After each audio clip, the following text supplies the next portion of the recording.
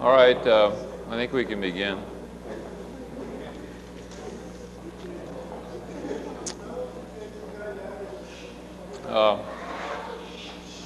On behalf of SCI-Arc, I welcome you to the Ecological Technology Series of Summer 81. We're going to have a number of speakers. On July 8th, we're going to have Peter Pierce, and he's the president of Synestructics in the Valley. He's a designer and manufacturer and a writer. He's produced about 4 books for MIT Press. And he's a manufacturer of toys and children play equipment. And his latest thing is a space frame, which is doing very well. And he derives a sort of philosophy of taking things in nature and builds off of them to make structures. That'll be on July 8th. On July 15th, we'll have Bud Goldstone, aerospace engineer that was responsible for the saving of the Watts Towers. He works with NASA and uses NASA technology. And what he's going to be talking about is architectural transfer of aerospace industry. He's going to also show a short movie on the latest space shuttle flight. He says it's very good. Our fourth speaker, our fourth speaker will be Wolf Hilberts, I hope. He was supposed to speak tonight, but he canceled, and he comes to LA every once in a while, and we hope to have him further on in the summer. Our fifth speaker will be Mike Jansen. He's a designer, Mike Jansen and his wife, Ellen, and he's a designer out of Carlisle, Illinois. He's done a number of high-tech homes, and his work has been published in numerous books and magazines, and the latest he recently published in PA Energy issue, and you might have noticed the ecological trailer with all the solar cells and things opening up and so on. His work is very interesting, and I think that'll be a good wind-up. That's going to be on August 5th. Our first speaker is Carolyn Dry, who will talk on natural process design in oceans and space. Carolyn Dry is a registered architect and researcher, and a good friend of mine. She has a degree in philosophy from Carleton College, and she studied architecture at Rhode Island School of Design, University of Pennsylvania, University of Minnesota. She taught at Texas A&M, Miami University, MIT, and UCLA. She's presently involved in a small research company of her own, doing work for the Navy and NASA. We welcome Carolyn Dry.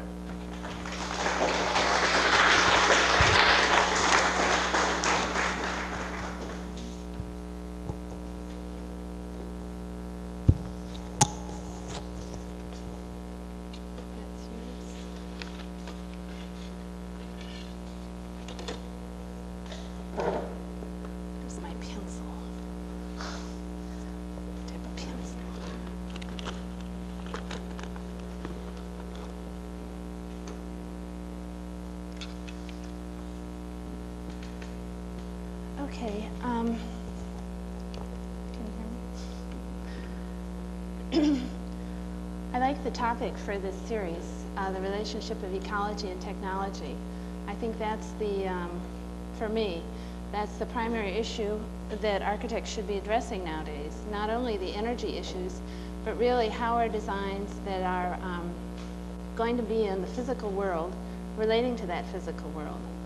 So that's sort of the theme that I try to follow in my own designs, and I think as students of architecture, you really should be thinking about how things work as well as what do they look like. You know? So in this lecture, there'll be a lot of explanation of things that you really can't see on the screen, but that you have to use your imagination for, because they're things that you can't show in a two-dimensional static medium, such as how the atmosphere works, how the oceans circulate, how the solar winds affect our geomagnetic field of the Earth, things like that. That I think now, and I'm a graduate architect, But I think now that I can't design without understanding how the physical natural world works. I can't start out with a piece of paper and just use my imagination. I really have to realize what context I'm building in, and also what I might learn from that context in order to fit in with it. And I think this will become a lot clearer as you see, you know, really the specific examples that I'm going to show you. Okay, so let's have the first slide. Can you turn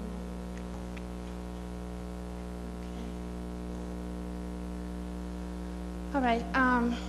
As I said, I'm a registered architect, but somehow I ended up doing research for the Navy.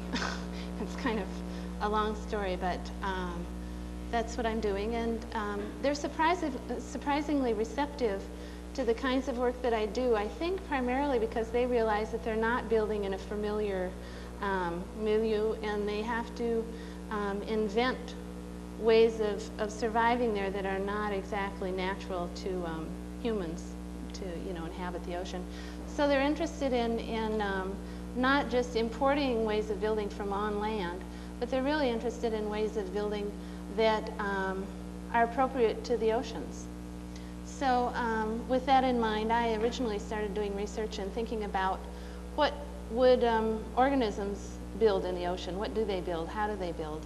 The oceans are a volume as opposed to a land surface covered by air. That volume has certain characteristics. The most salient one is, nobody got it, is that it's salt water. And salt water has certain characteristics. Besides having the properties of water, it has the properties that are added when you add salt, which means that it's an electrolytic medium, that it has different freezing characteristics than fresh water, that has different buoyancy characteristics.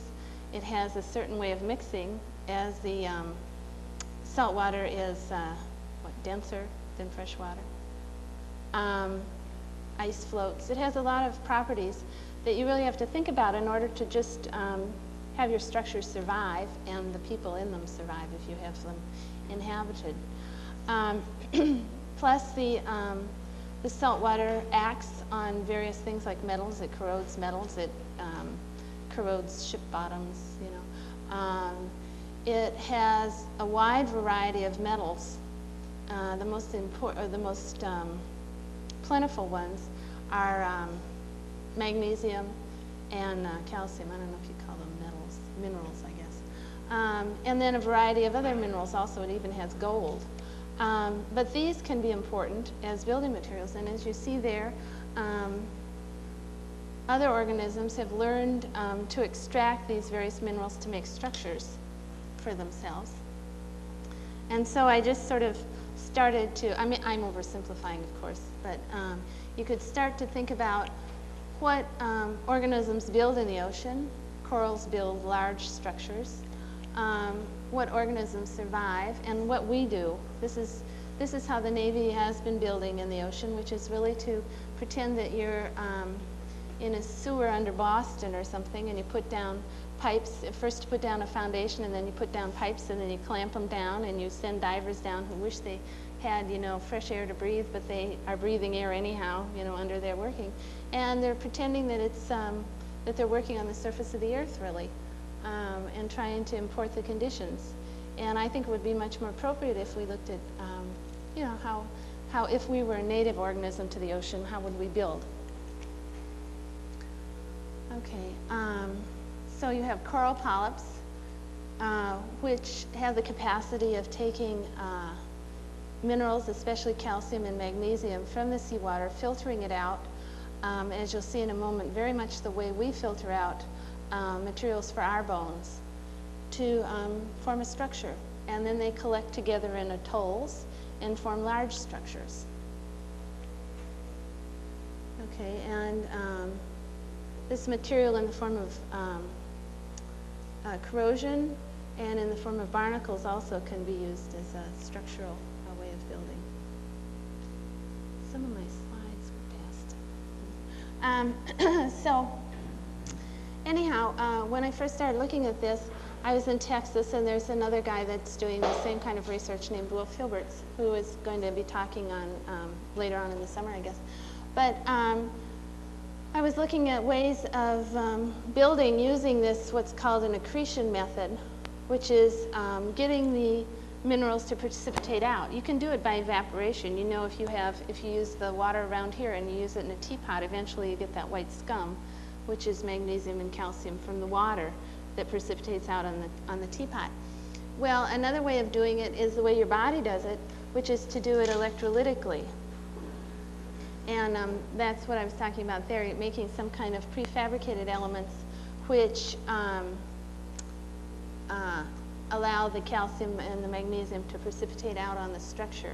And as you can imagine, you can do that in any shape. If you have a shape that's, you know, like a statue or something, you can get a concrete, essentially a concrete covered structure that will go wherever you happen to attract it with your electricity.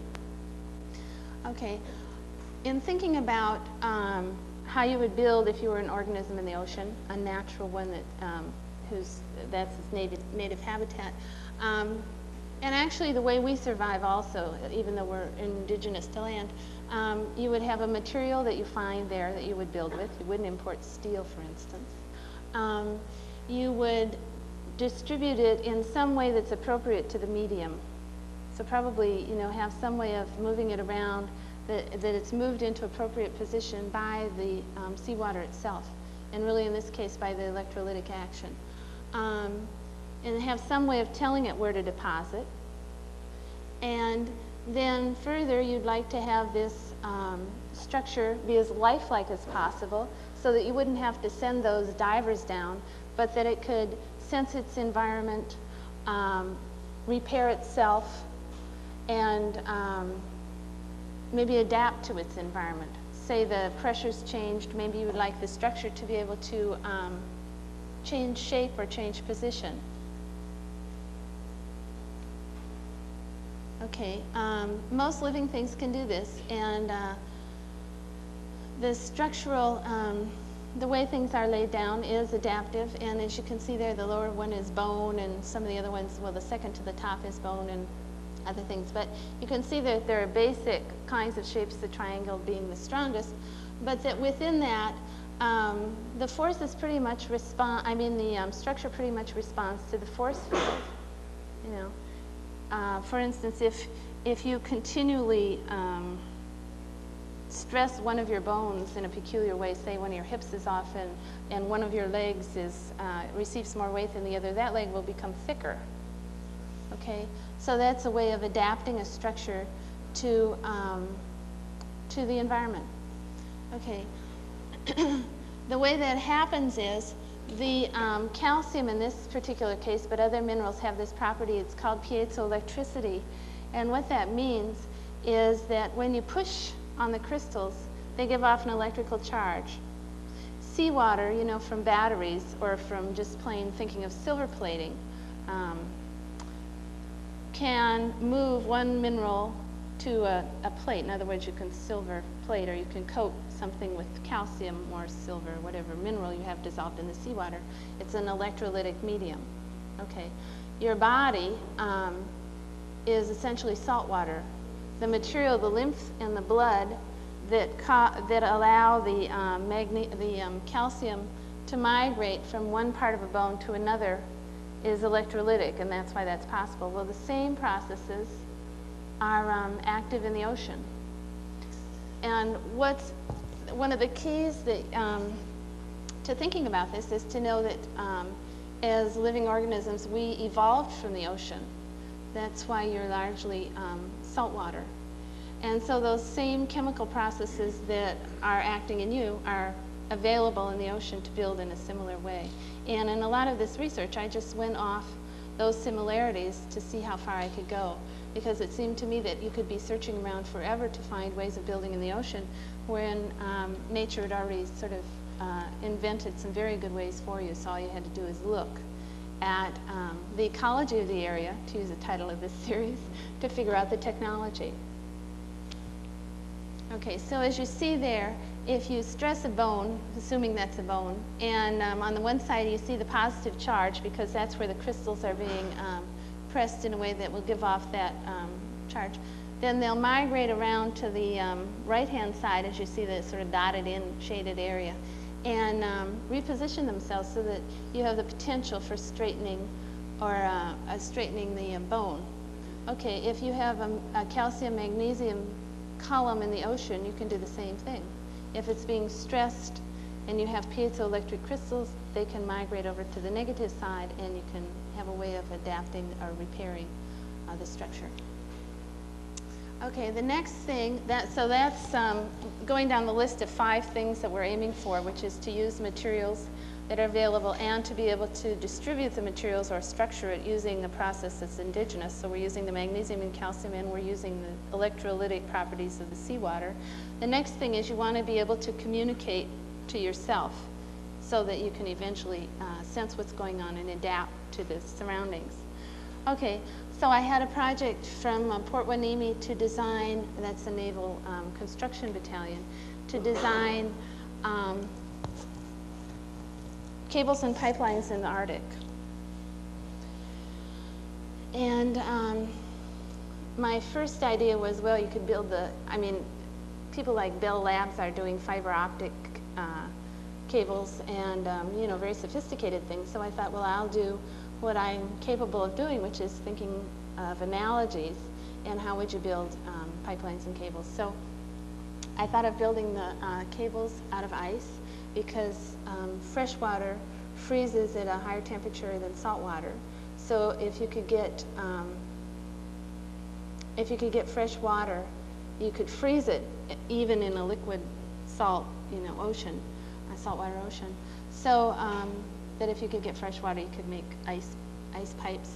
And then from that, I thought about mixing it with, maybe the mineral accreted pipes and having thermal properties of the pipes. And it was sort of interesting, but not too interesting. But then when I came to the cable part, I thought, okay, a cable in salt water is very much like your nerves in blood. Again, for the reasons that your blood or saline solution is a saltwater solution. So I looked at that for a source of sort of inspiration and said, okay, what happens in a nerve? And what happens is that you have a solution of one concentration. There's a principle here that's very simple, and that is that a solution of, say you take something like salt water. If you have less salt water in one dish and more salt water in another, they're going to equalize, okay? But the less concentrated one will go into the more concentrated one. Just the way that if you have a cold area and a warm area, the heat moves rather than the cold moves, okay? It's the same kind of principle. Okay, so less concentrated moves to more concentrated.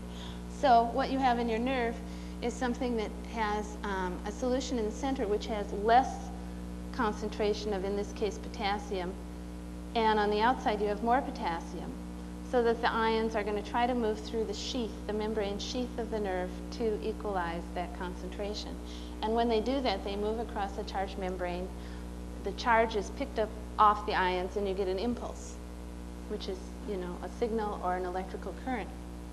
That's a view of your nerve.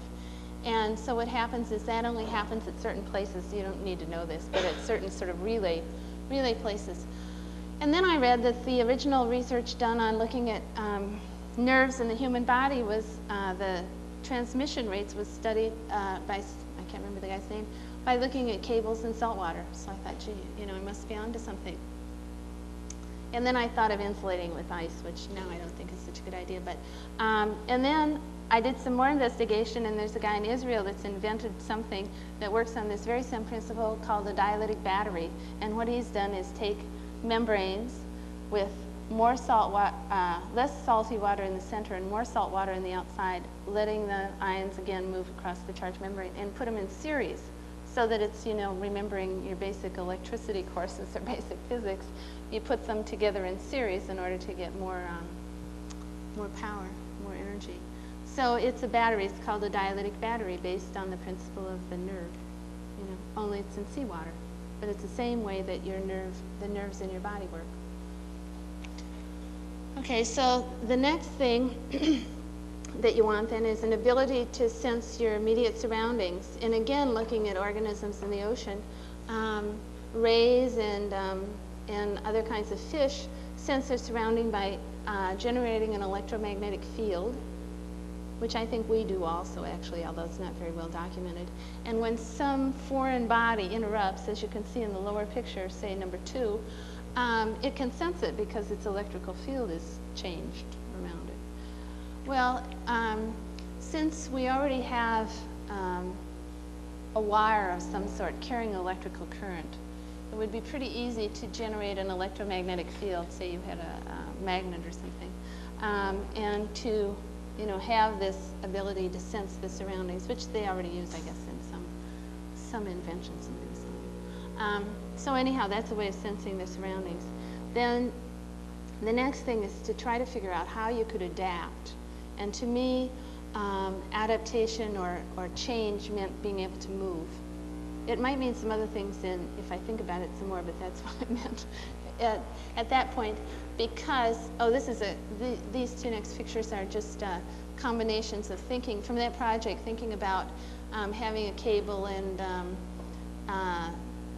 pipeline combinations using the different materials and what properties you could get. And how you could insulate sometimes with the ice and use the mineral accretion for protection for the whole combination.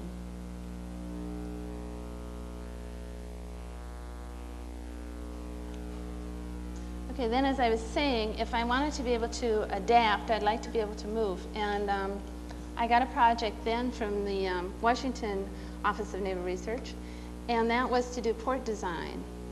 And I picked that, really. They said they had a lot of projects that I could work on, but I picked that one because I thought that it was very broad reaching and would cover, there's a nice overlap between doing these projects and really the ongoing research of trying to find analogous ways of building in the ocean to what a biological organism would do.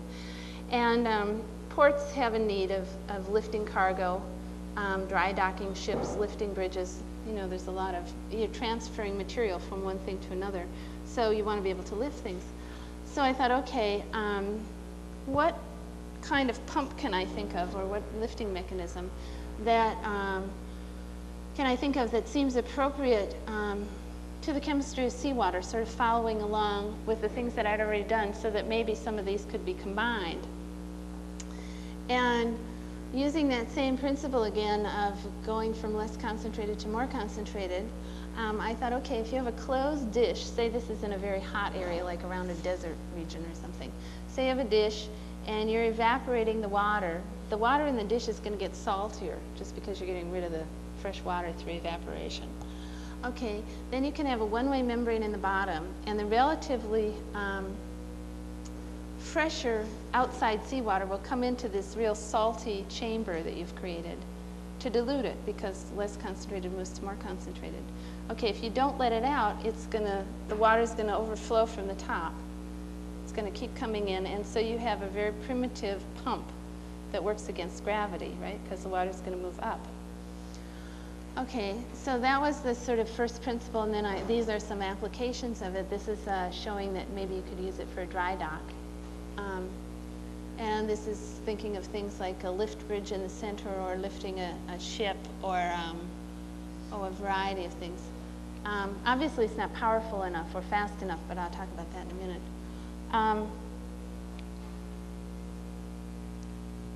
These are some kind of architectural eyewash drawings, talking about different ways that maybe you could lift. It looks kind of like pistons, maybe you could lift the whole platform itself. Or you could have a submersible or a semi-submersible. If you can lift the column of water, you can do a lot of things. But obviously, it's not fast enough of an exchange, and it's not powerful enough because it takes a long time for the water to evaporate and for the relatively fresher seawater to come in through that membrane. But there's a principle that your kidneys use, and some other organs of your body, but especially your kidneys use, called countercurrent concentration and countercurrent exchange. And it works with heat or ions or gases. And the principle is that if you take two tubes, say you take 2 tubes of water, and, well, I guess you can look at the top left part of the slide. Okay, if you take 2 tubes of water, one of which is 0 degrees centigrade, and one of which is 100 degrees centigrade, and you run them side by side the same direction, about halfway down the length of the tubes, they'll be the same temperature, and they'll just come out 50 degrees for both tubes. I mean, everybody knows that intuitively, right? Right? Okay, but if you switch them, and that's where the word countercurrent comes in, if you switch the directions, in other words, if you get the 0 degree water coming from the top and the 100 degree centigrade water coming from the bottom, they almost completely exchange their heat. And the way to think about it is that at every place along the way, for instance, where it says 70 and 80, there's a 10 degree temperature, right, that they're going to work on. So they're going to switch about half of that. Okay, so they're going to switch half of that. Then when they're at 50 and 60, they're going to switch half of that. So they keep switching all the way along. There's no place where they're in equilibrium, like there is in the other one. Halfway down, they're in equilibrium, and they just flow out at 50 degrees. This way, they keep exchanging all the way through, and they almost completely exchange their heat. Okay, well, the same principle works with ions or works with gases. So thinking about that pump again in the ocean, oh, and this is the concentrator. And the concentrator works in sort of the same way. It's harder to understand intuitively, and I can't explain it too well, but it's like if you hooked the end, then instead of you know, sort of flowing the heat through, you have essentially what's a balloon, a heat balloon or an ion balloon, which means that you can trap or concentrate the energy within the system. It doesn't flow out. It just kind of keeps, you get a sort of a short-circuiting loop in the inside of it. Okay, so if you take those 2 principles and apply it to the pump, what you get is, first of all, obviously if you're going to concentrate the salt, you're going to concentrate the minerals so that it's easier to accrete a structure. I'm starting to combine things now. That's that one. And then this is the concentrator, where you get that kind of closed loop thing, so that the salt, instead of just evaporating and, you know, having a slow process, it begins to cycle back and sort of concentrate the salt because of the internal circulation. And then you have the exchanger of, countercurrent exchanger of 2 streams, one being the relatively fresher water coming in, and then the saltier water coming down, which I've looped, you'll see in the next slide, which is the exchanger, so that the exchange works a lot faster. And this is an improper drawing because the central thing shouldn't be hollow, but it should be a membrane that is exchanged across. But you can see that the top is a concentrator, and then the saltier water sinks, so you've got a downward motion, and then the other fresher water comes up, and you can get an exchange across there. And then, I haven't done much research on this, but I've done some reading. There's a guy named Kachalski who did a very primitive experiment showing that, well, what's already known, which is that collagen in your body expands and contracts when it's exposed to salt water. So thinking of the problems that you have sometimes with membranes, which is that they're expensive, they can be expensive, and difficult to maintain, they get sort of gooped up. But some of the natural fouling of the membrane can improve the sort of sieve-like action up to a point. But it would be nice if you could get a material that is available and not a foreign material, but something that can be made from seawater to make the membranes out of too. So I don't know really where you get the collagen, except living animals in the seawater get it from someplace. But I haven't devised any way of sort of accreting it out or precipitating it out on a film or anything yet. But that's something I'm working towards. Okay, then taking these same kinds of ideas, instead of to a hot region and using evaporation, if you use freezing, you get the same kind of principle operating. In other words, the fresh water is taken off as ice instead of evaporated off as a gas, a vapor. So if you, this is a little out of scale, but if you take that same pump and instead of evaporating, you freeze the water, then as the water comes up, you can also drive it up into shapes to use as a port.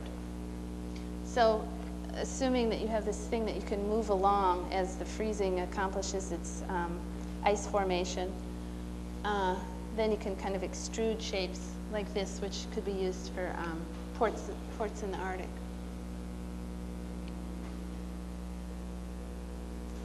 And if you made columns, you could fill them with ice also and be able to move things up and down to have different structural configurations. So there you see the arches and the ice columns.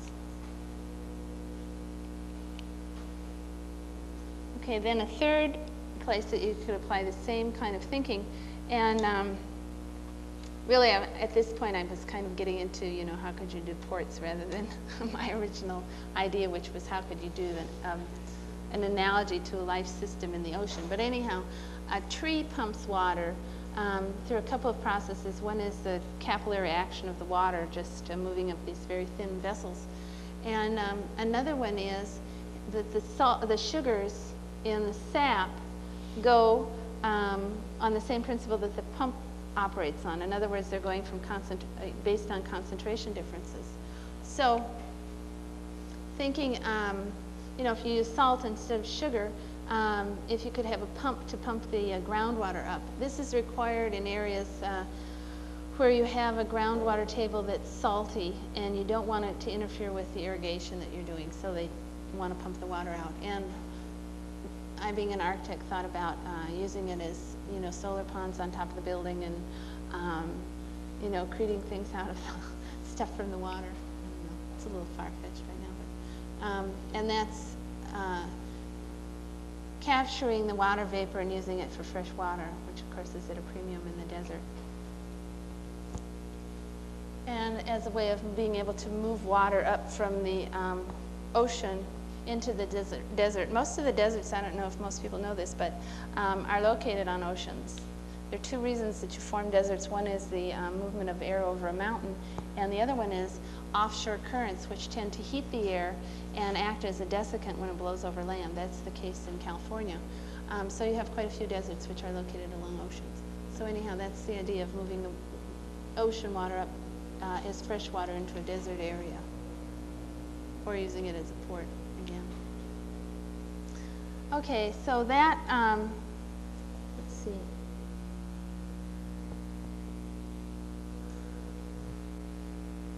So that more or less covers the ocean segment. And the only sort of footnote to it is that now what I'm working on is integrating some of those ideas so that you can have a portable port builder. I don't know, do you want, I have some overheads. Should I show them or should I show them at the end? Want to see them now or later? Go ahead. All right.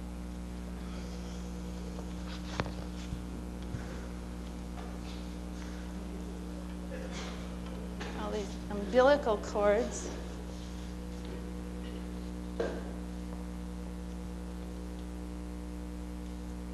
Perfect. Okay.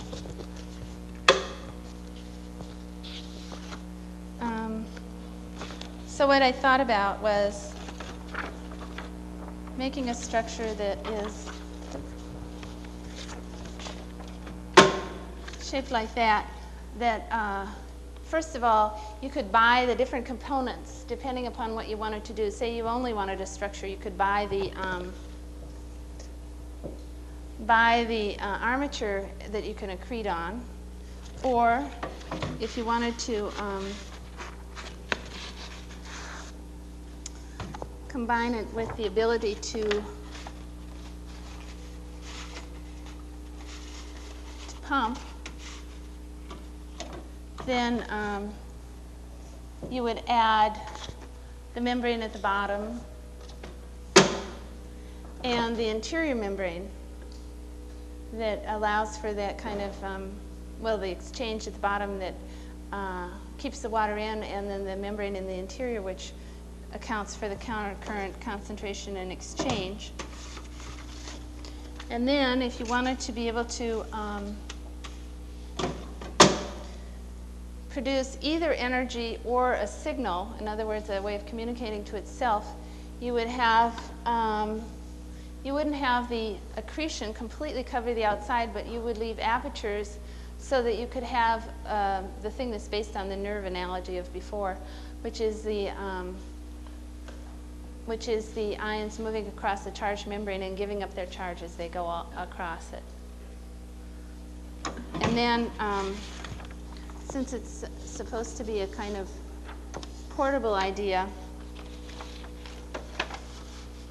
I thought about this, since it can pump vertically, it should be able to pump against a sort of offspring shape, using the first one as a mold and push itself down into the water to release the later columns. So it's just a way of producing more columns, more structure. Or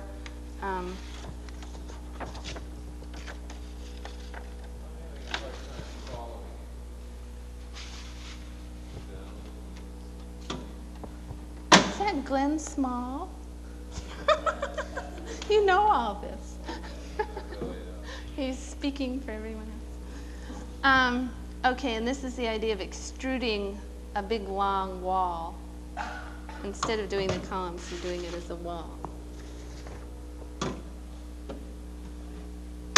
Well, the reason I'm hurrying over this section is that it's really sort of a footnote. I want to cover what I'm doing, but it doesn't really talk a lot about the basic concepts that I want to cover. Let's see. Oh yeah, and one other thing that I wanted to stick in here. I'm writing a book, so I'm kind of consumed with those ideas that I'm putting in my book. You know, it's almost a distraction. But one of the things that I found really fascinating was an article that was written in Omni magazine, and the article was about, you know, repairing bones in the human body and how they're doing it with these electrical implants that they put in to, you know, promote the growth of calcium, and also they're doing organ repair that way and things. And what they said is, this man that was writing in the article said, his name is Robert Becker, and he's a Nobel Prize guy, and he said, it is now possible to theorize the evolutionary development of bones and nerves in the ocean.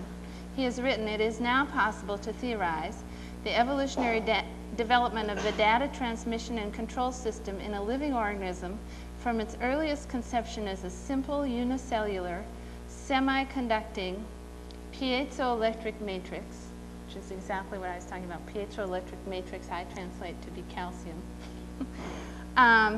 through the stage of a network handling data on an analog basis, which I consider to be a nerve, like the human nerves, to the present hybrid system of analog and digital systems, which is something I don't understand. But it was really surprising to me to see that not only had we evolved from the ocean, but that the origin of life used, you know, the piezoelectric matrix in a very simple nerve, at least this guy says, for the same reasons, I think.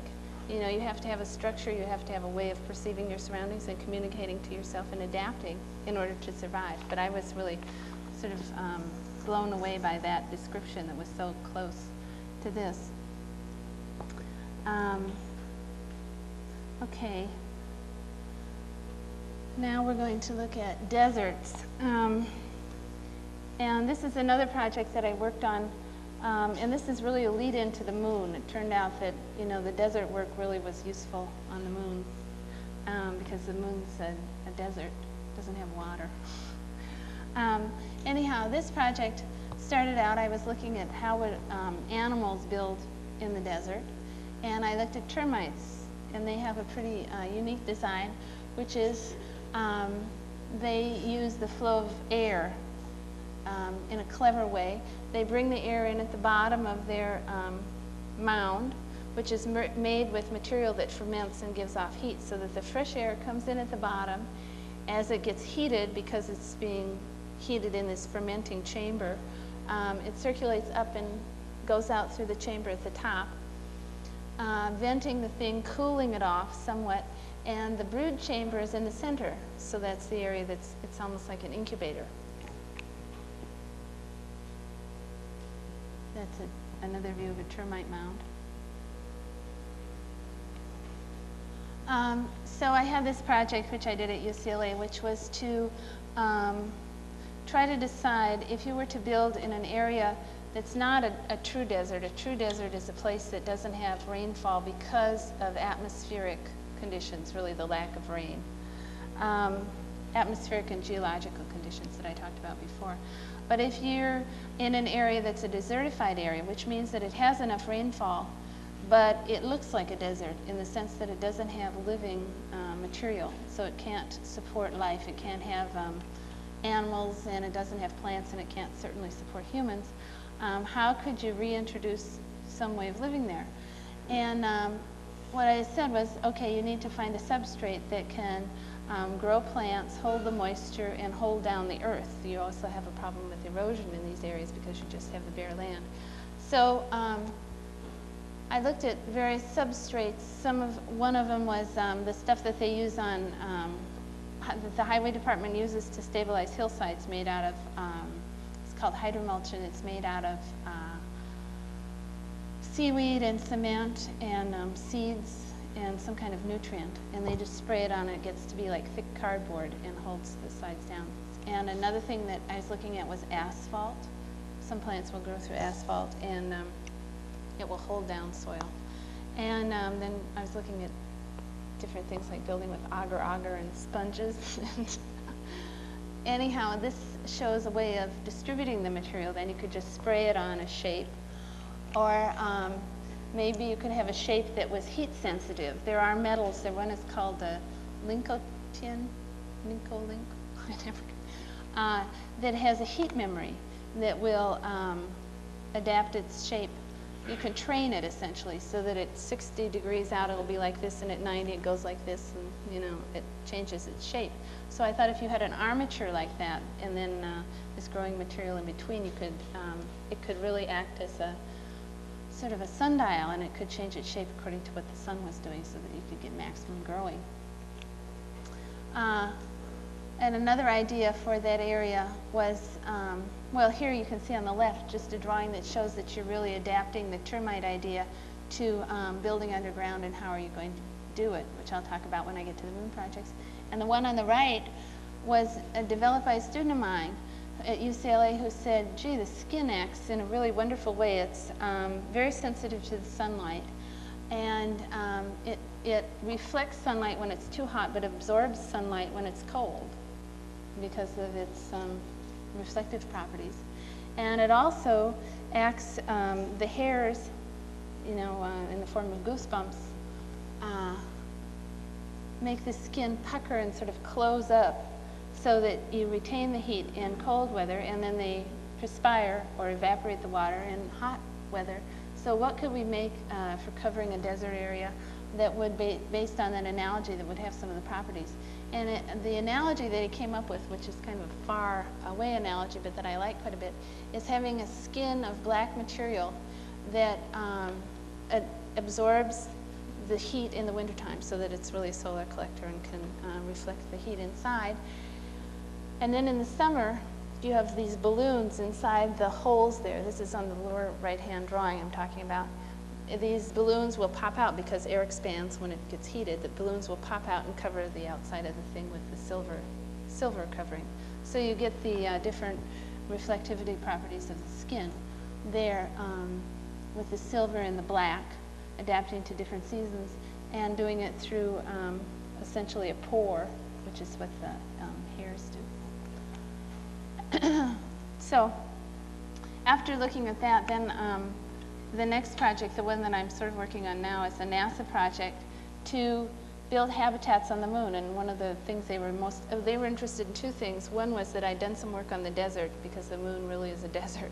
And the other one is that I'd worked with using materials that are available in an area, because they don't want to have to transport a lot of materials to the moon. They want to be able to build up there.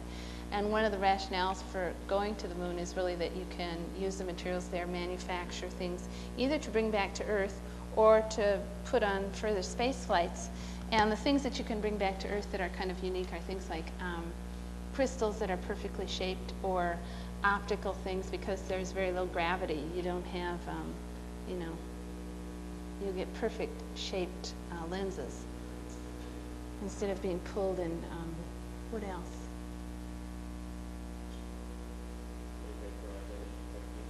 Yeah. And some bacteriological things evidently can do close packing. So they're going to use not only the properties but also the materials that they find on the moon to manufacture things. And they wanted me to find ways of, dream up ways of using the materials on the moon to make a habitat. Okay, and what struck me at first was that it's really a crazy kind of project because the moon in its present state is very much like the Earth was originally. I mean, the moon and the Earth formed in similar ways, but the moon doesn't have an atmosphere or water, they don't think, unless it's in the form of ice, or an atmosphere because it doesn't have much gravity. It has 1/6 of our gravity, and so it wasn't able to hold on to these things because it doesn't have mass, as much mass. It's about 1/6 of the mass of the Earth. So you have essentially a very primitive Earth that you're going to introduce man to, and man is a highly evolved creature. I mean, we evolved, as you see from the ocean studies, we evolved from our surroundings. We didn't just sort of get plunked here. I mean, we're physically very connected. We need salt water, we need calcium, we need potassium for our nerves. All the things that are available, we're really made up of our surroundings. So how do you import a highly sophisticated animal like that to a really barren area? Which, that's the question. I want to read a quote. Just to show you how similar the primitive Earth and the moon are, I think it's really remarkable. The outer layers of the early Earth contain mainly silicates, which the moon is mainly made up of sand, water and carbonates in solution, and an atmosphere of hydrogen and hydrides, but in far less quantities than now.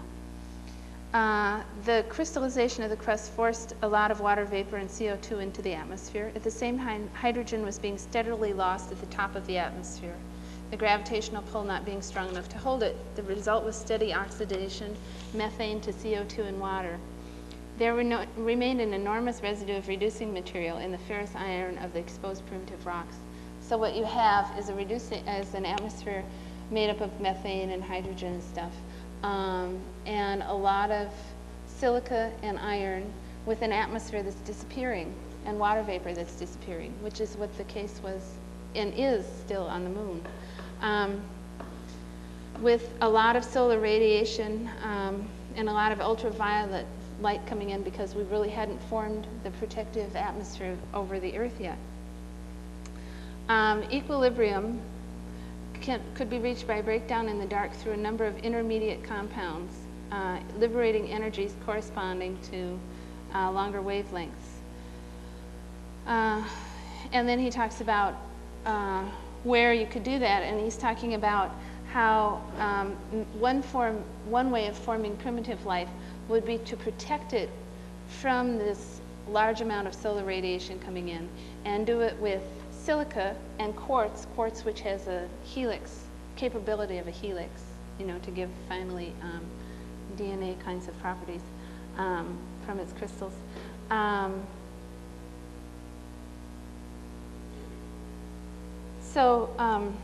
Anyhow, that talks about the primitive Earth and its similarity to the moon. So I thought, okay, if you're going to build on the moon, what you need is some way, because you don't have an atmosphere, the primary thing is that you have to protect people against solar radiation, otherwise, you know, they'll die. They'll either fry or they'll mutate, you know, just die of cancer.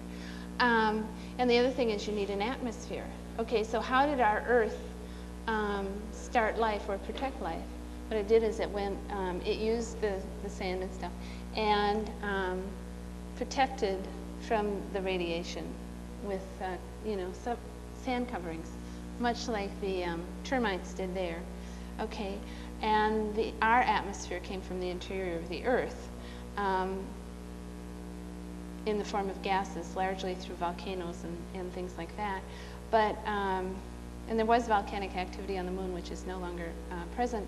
But you can get the atmosphere from the soil still. You can get oxygen from the rocks on the moon. So my first approach was to say, okay, you just this is originally a drawing for the desert project, but it uses sort of the same principle, which is to take, there's aluminum on the moon, you take it, you make a collector, you focus it on the sand, you melt the sand, which gives you glass, and so you're in a pocket, right? And then you put electrodes in that molten sand, and you get off oxygen, because it's silicon dioxide. So you get the gas, and then you make a hole, essentially, and then you can blow the glass with the oxygen so that you get this kind of oxygen bubble that you can move into. And you need mass. You need, I think it's 6 feet for protection on the moon. So it has to be quite thick. But that was the original thing. And then I went into some other notions, but that was the first idea.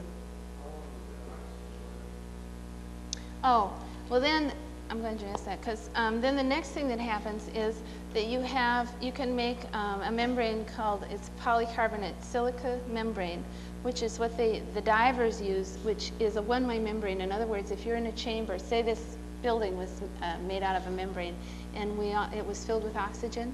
As we breathe, we give off carbon dioxide. What that membrane allows you to do is keeps in oxygen and lets carbon dioxide through. So what would happen is this would shrink. The amount of air in here would shrink, and it would go out to another chamber, which is also enclosed in the glass, where you have plants, so that you essentially have a greenhouse effect, and they give off. They use carbon dioxide and give off oxygen. They just reprocess it, so you have a terrarium set up.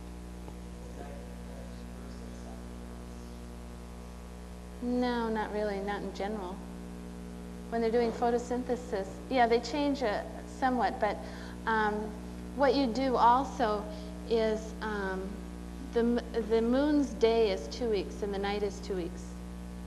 So what you do probably, in order to have as constant a temperature as you want and to be able to regulate it, is to build at the pole and then reflect the light down when you want it. So you could reflect it, if you wanted it over there and not in your chamber or whatever, so that you also could keep your rhythms. And another problem that you have is the lower amount of gravity on the body, which I'm going to talk about in a minute, in an outer space project. But they seem to think that 1/6 gravity is not all that serious. But I don't personally believe that, but I have. The water is a real problem. You've got the oxygen, and you can get some hydrogen from rocks, but there's some speculation now that there's, because the dark side of the moon, that there's frozen water around the poles, but they don't really know. That's the main problem, is the source of water. Another thing that I was thinking about that's kind of interesting is, again, from studying the primitive Earth, there are bacteria that still are around that were living when the Earth's atmosphere was not oxygen. I mean, you probably know that originally the atmosphere of the Earth was methane and hydrogen and all, and you couldn't breathe it, and we weren't around. But plants changed that, that carbon dioxide balance and gave off the oxygen so that you have the kind of atmosphere that you have now. Okay, so it essentially changed it from what, a reducing to an oxidizing? I always get them mixed up, but anyhow, it essentially changed it from one that has mostly carbon dioxide to one that has enough oxygen for animals to survive. Well, some of the bacteria that survived when there was a lot of hydrogen and carbon dioxide and methane around are still around. And they're bacteria that can use iron, sulfur dioxide, methane, and what else? Nitrogen, as a source of energy. And they do it in the presence of carbon dioxide, but they can use that as their source of energy. So I was thinking that you could send these bacteria to the moon also and use it as a way, really a very slow way though, of mining the moon, of essentially chewing up the iron that's there, and any other, what else did I say? Sulfur dioxide, if there's any of that, but especially the iron, and really use it as an energy source.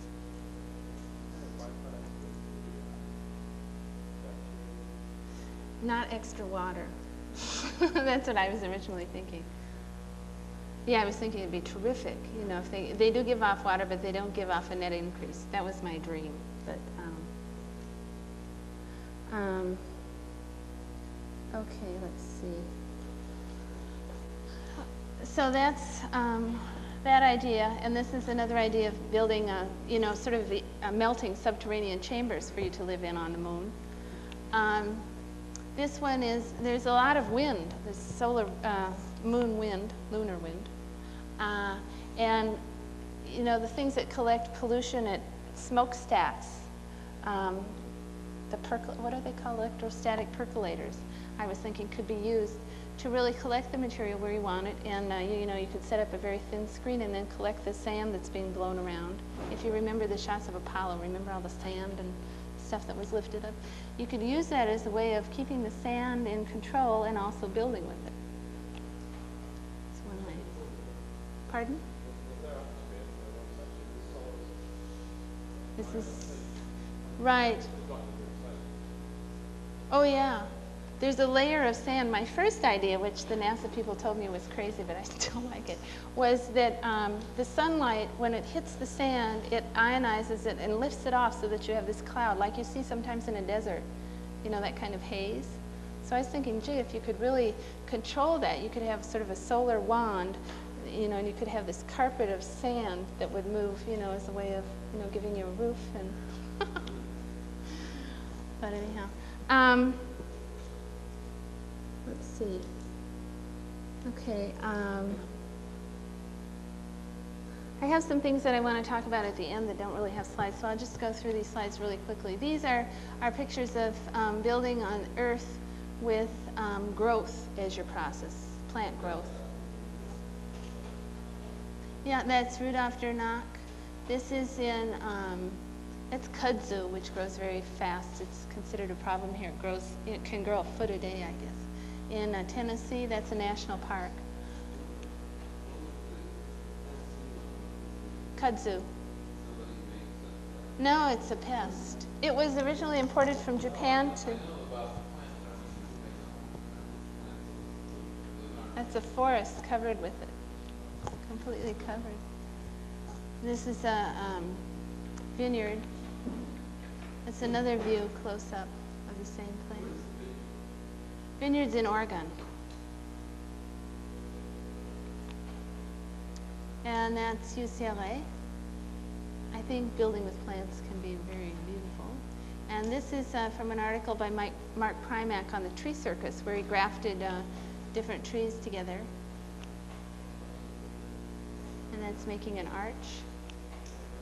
And this is looking at ice as a building material for structures and what it could look like.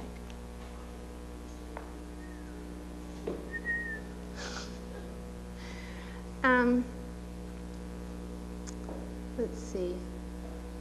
Well, I think I'll just sort of quickly mention a couple of ideas because I'm getting really hot up here. One idea is remembering the connection between the ocean and the evolution of the physical body. One of the things that's happening now is there's a lot of research being done on things that I think have to do with putting the body underwater in the conditions that you evolved from as a way of curing various diseases. For instance, they're doing studies with multiple sclerosis. They found that divers tend to have a lower incidence of that disease. And they put people in chambers under pressure and breathing pure oxygen to find out if that's any kind of cure. There's something called liquid breathing that they do for various experiments, but also sometimes when they're doing an operation, they'll fill some of the lungs with saline solution. And then there's, well, Lily's stuff with floating, you know, for psychological things. And then there's the whole area of burn treatment and the things that I was talking about before, the bone repair of, you know, through an electrical field. So I haven't done this, but I'd love to get a project where I could build a healing chamber using these processes to work on these diseases in ocean conditions. And what you're essentially doing, when you're evolving as a human being, before you're born, you recapitulate the whole evolutionary history of the race. That sometime you have a tail, you have gills, you go through the whole thing. You know, it's part of your history, everyone does. And, you know, you evolved through, you know, this evolution, and you evolved from the ocean. And it seems appropriate to me to sort of set you a stage back and kind of as an experimental way of dealing with some of these diseases, since they all, to me, seem to be pointing towards using a chamber, a floating chamber, as a treatment area. Sort of like a womb, return to the womb. So that's one project that I'm trying to get funded. Another project that is going to be funded, I think, that's really exciting to me, is looking at ways of doing a habitat for the shuttle. And that's using something similar to, well, you dock it, you magnetize the canisters, and then you dock them with their, you know, magnetic fields touching each other. And then you spin it, much the way the Earth spins, so that when it spins, let me back up, I'm not explaining this very well. The Earth is essentially a metal core spinning in space. And when you do that, you get an electrical field, electromagnetic field around the Earth, okay? There's a thing called solar wind, which is a lot of charged particles being put off by the sun, which come and impact on the Earth, on that electromagnetic field. Okay, so as to distort it. I've got an overhead, I think, that I'll show.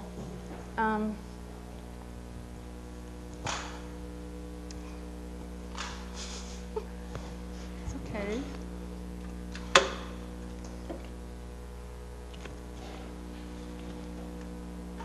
Can somebody turn off the projector for a minute, please? Oh, I don't know if you're going to be able to see this. Yeah, I can't see it. Forget it.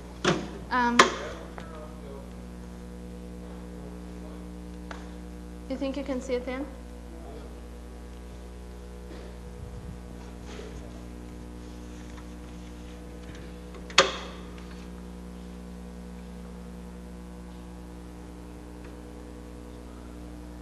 I think this is my best illustration of why I think it's important to understand the physical world before you design.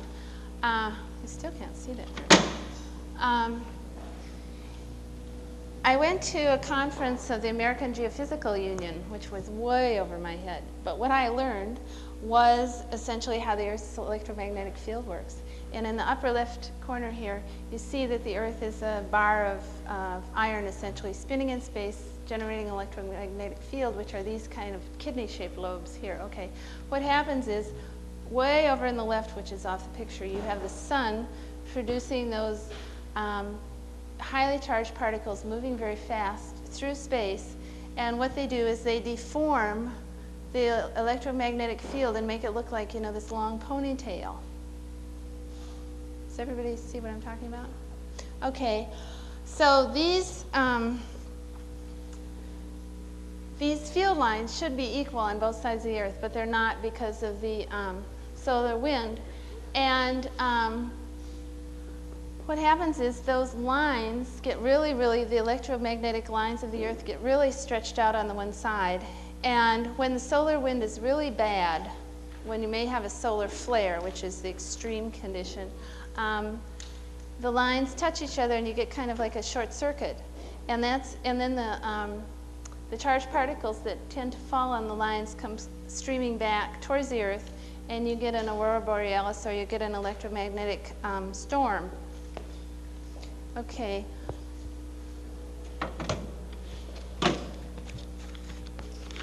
The problem for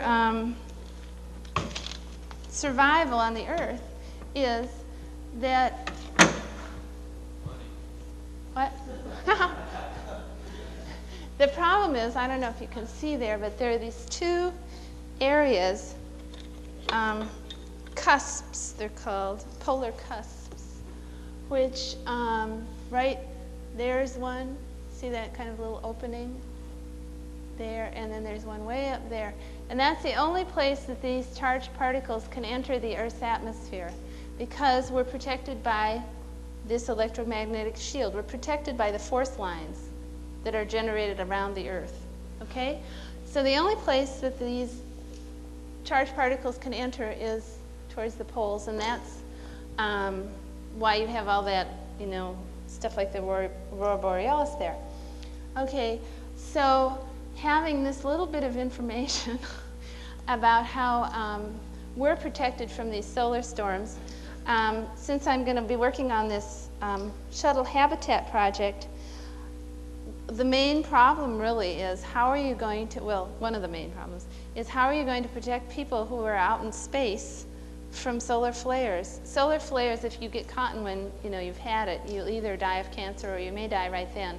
And on the moon, it's not so bad because you can run for shelter. You have enough mass. But you don't want to have to bring up a lot of mass in the shuttle. You know, the choices are either mass or protecting with an electromagnetic field. So what I said was, okay, you do what the Earth does. Learn from the Earth. If we're going to have human beings there, what you have to do is protect your own produce your own electromagnetic field to keep the solar flare radiation away from you. And so what you do is you can magnetize it and then spin it, and that field probably isn't strong enough, so you have to use some superconductor stuff also. But anyhow, another problem is docking, and so you have you know, these magnetized things docking together. And the other thing is simulating gravity, and one of the best ways to simulate gravity, well, one way is to spin, and you feel like you're in a gravity situation because of the centrifugal force. So I think that's a very good example of what I'm trying to demonstrate throughout this whole talk, which is that for me, you know, designing starts with finding out what the context is and what's already been done, the ecological or environmental context, and then designing within that context. I mean, I can't change the fact that there's solar radiation. I have to really go with it, and then look at, well, you know, how does the Earth protect us, because it has the same problem.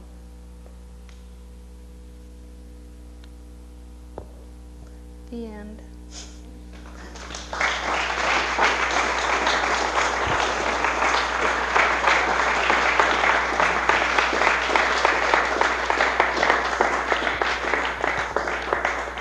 Questions?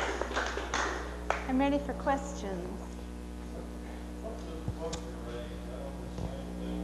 Yeah, it's on the same thing. What? Do you want to buy one? I don't know, about probably 6 months.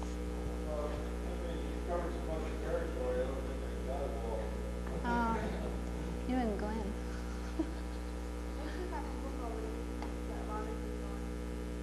Yeah, that's one that I did for the Navy.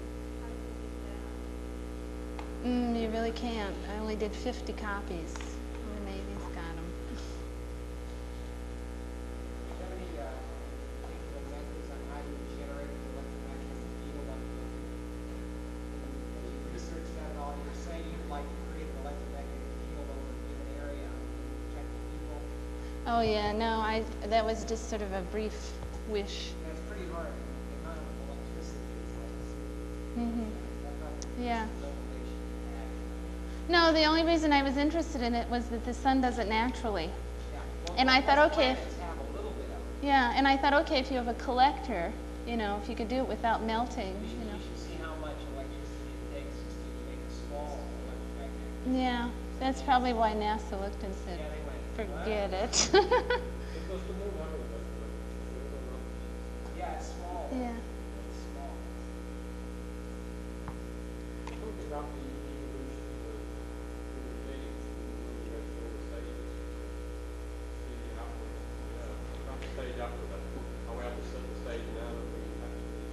Oh, you want to read a terrific book? It's by Bernal. I discovered this author named Bernal. Everybody else has probably read him. It's called The World, the Flesh, and the Devil. It was written in 1929, and he talks about how, well, he really talks about the evolution of the physical world. This is going to happen. It's really a prediction book. And then he talks about the evolution of the human being, none of which we've done, except we're starting with genetic engineering. And it's really amazing. One of the things that he talks about in there that I think will be really, really valuable is using a kind of saline computer. You know, that's why I asked you that before. Because I can see a connection between the ocean stuff that I've done and the you know, that kind of pump idea and a computer regulating the atmosphere of the oceans. One other thing that I forgot to mention, I was just thinking about it, it pertains to your question, is there's another book that is, oh, I want two other things I want to tell. There's another book called Gaia, if anybody has heard about it. It's quite interesting. And that talks about the evolution of our own atmosphere and how complex it is and how it seems to be not completely explainable in terms of chemistry and chemical equilibrium. And just to quote from it, he says, this guy was a NASA engineer who was trying to figure out for the Mars project how you would predict if there was, how you would be able to tell if there was life on another planet. How would you tell if there was life on Earth? And so he said, well, I'd look at the atmosphere and look at the byproducts of life. And the more he looked, the more he realized that there wasn't a direct connection between the byproducts and the kinds of life we have. And then he looked and said, well, how is it possible that at one point there was, I think it's 60% more solar radiation coming in there than there is now, but the temperature of the Earth remained constant? You know, is it that somehow the atmosphere has the capability of adjusting like you or me taking off our coat? So what he says is, disequilibria of the atmosphere on this scale suggests that the atmosphere is not merely a biological product, but more probably a biological construction, not living, but like a cat's fur, a bird's feather, or the paper of a wasp's nest, an extension of a living system designed to maintain a chosen environment. Thus, the atmospheric concentration of gases is found to be kept at an optimum value from which even small departures could have disastrous consequences for life. So, you know, he's really talking about sort of, in a way, cybernetics, you know, where the whole Earth is some kind of living organism, which, I don't know, it's kind of a simplified notion, but I like it, you know. And it sort of fits in with, I don't know, I have a lot of pieces of an idea, but, you know, it's fascinating to me that the, you know, the same processes that operate in your body operate in the ocean, and it's because we evolved from the ocean, but yet those processes are capable of giving off some kind of, some information. So, you know, and then you read a book like this and you think, okay, are things in balance in a much more sophisticated way than we know, sort of beyond chemistry, you know. And another thing that I've been looking at, which pertains to the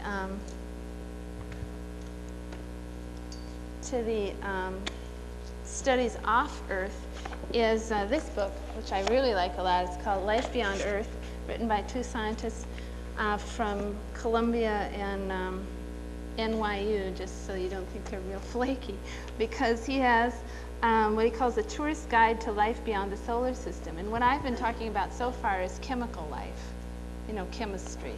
You know, that's what we are, is chemical life. But he says, okay, in neutron star surfaces, you may have magnetic atom polymer life. So instead of the atoms fitting together because of their charges and their number of valences, like ours do, they fit together because of their magnetic fields attracting to each other. It's a different, you know, a different way of being. Or he says, in very cold planet surfaces, you could have solid hydrogen life. Or on high interiors of ordinary stars, you could have plasma life. And to explain magnetic atoms, he says, under the action of the immense magnetic forces present on the surface of a neutron star, the shape of atoms become distorted into long, thin forms, such as the hydrogen atoms pictured here. Such atoms can also fit into one another to give analogs to molecules. So it's probably the closest thing to chemical life of all the others. But that's really fascinating to me, to think that there are other other forms of life possible. And what Bernal says is that we have worked pretty hard on changing the physical aspect of our environment, but not very hard on working on ourselves. And it looks, I think we're just starting that. I mean, I'm not sure I really like the idea, but that's, and he makes some predictions, so. I mean, I think if you're going to go to the moon, one thing that would happen is you would evolve naturally into an organism that could take less gravity. I mean, you'd have to, anyone that lives there, in order to survive. Talking about this sequence literature, the diet hypothesis. The diet hypothesis in our library. Yeah. Have you read any of that? A little bit on evolution. Talk about that. Mm-hmm. When we started the program, the relationship between solid bodies. We tend to forget the spaces between us called space. Nothing there. For sure. Relationships of energy in relationships. Mm-hmm. Mm-hmm. Mm-hmm. That's what I like. Mm-hmm. That's what I liked about that shuttle project. I like the idea of, if you're going to build in space, don't build with mass, but build with energy, because it's much more, much more appropriate, I think.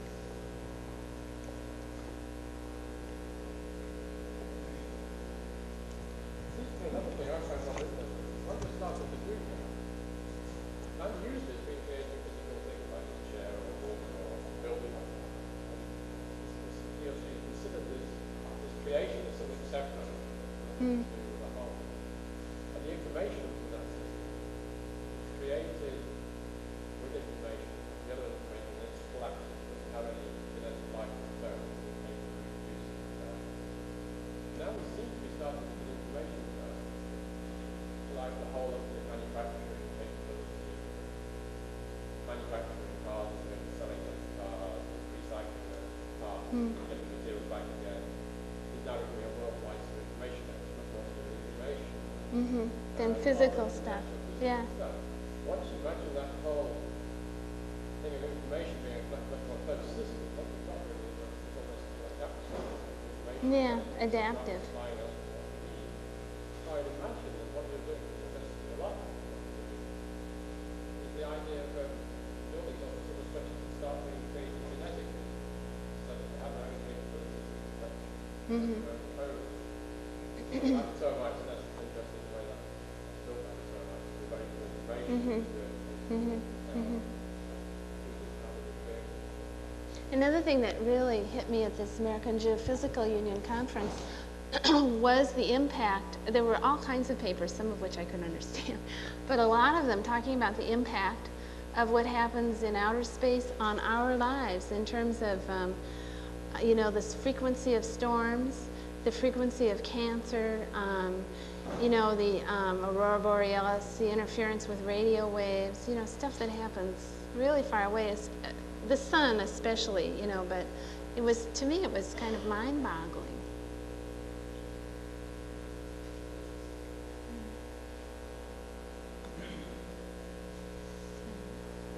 What?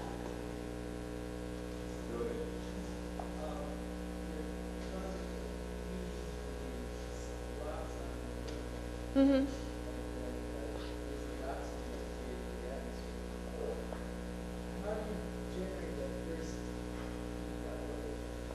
A collector that focuses. Oh, you got to bring something. Right.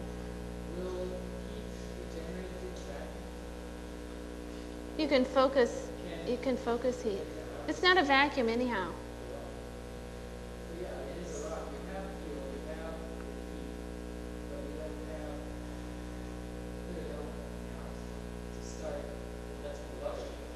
Right. You're just melting it.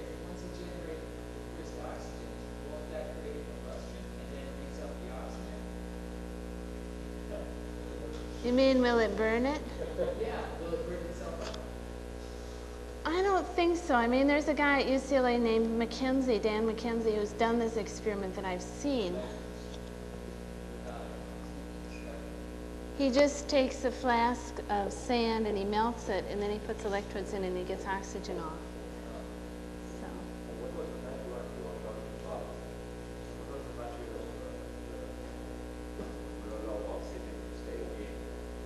Oh, polycarbonate silica. That's, well, the silica part you can make out of sand. That's already been used. I'm not quite sure how it's being used, but it's some connection with deep sea diving. So that if you're in a chamber and you want to, you know, not get a lot of carbon dioxide around, but you want to keep your oxygen pure, then, you know, it allows oxygen to stay in and gets rid of the carbon dioxide. And then there's another one which is made out of fluorine and something else that does the opposite. Keeps carbon dioxide in and gets rid of the oxygen.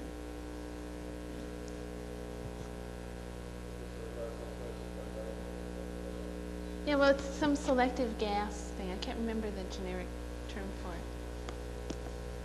Any other questions? What? My question is really not quite related to material. Uh-huh. We have been hired to design underwater restaurant. Terrific. And I was hoping that I came in from lunch and hoping that I get in some reference to the material is related to the project that we're working on. Oh. So I wonder. When's Wolf talking? When's Wolf talking?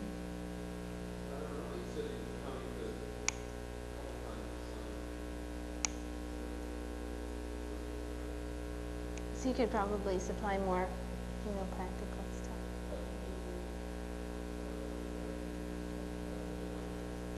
Where's the underwater restaurant going to be? Red Sea? Fantastic. Who do you work with? Yourself? No, I work for Chom? shaman. Hmm.